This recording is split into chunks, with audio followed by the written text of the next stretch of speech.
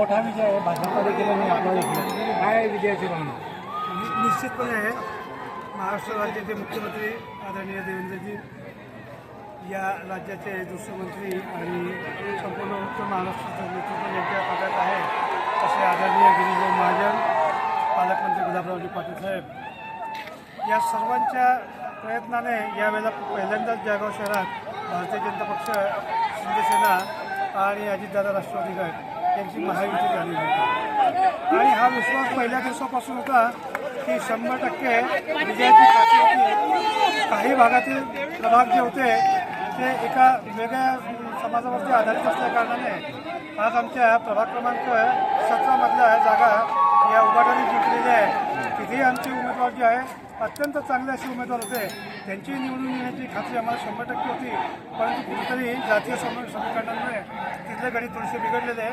परंतु 70+ची जी घोषणा केलेली होती, निश्चित हा मी म्हणतो की या जळगाव शहर महानगरपालिकेच्या इतिहासातला सर्वाधिक मोठा विजय हा मानला जाईल. हो, ज्या पद्धतीने महायुतीला कौल दिला आहे जनतेने, 5 वर्षात जळगावचं चित्र बदलेल असं वाटतं.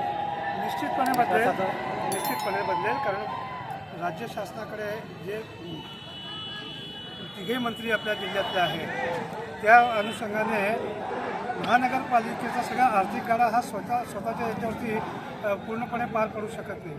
शेवटी राज्य शासनात आणि केंद्र शासनात दोघं ठिकाणी भारतीय जनता पक्षाची सत्ता असल्याकारणाने मी म्हणतो की निश्चितपणे केंद्र शासनाचा निधी असेल, राज्य शासनाचा निधी असेल आणि या संदर्भात माननीय देवेंद्रजी फडणवीस साहेबांनी सुद्धा जळगाव दौऱ्यावरती कशा पद्धतीची घोषणाही केलेली होती की जळगावला निधी कमी पडू देणार नाही.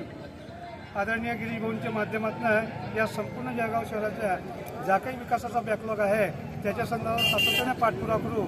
माननीय आमदार राजूमामा भोळे हे सुद्धा या संदर्भात आम्हाला मार्गदर्शन करतील, प्रयत्नशील असतील आणि येत्या 5 वर्षामध्ये जळगाव शहराचा निश्चित चेहरामोहरा आपल्याला बदलला दिसेल. ओके.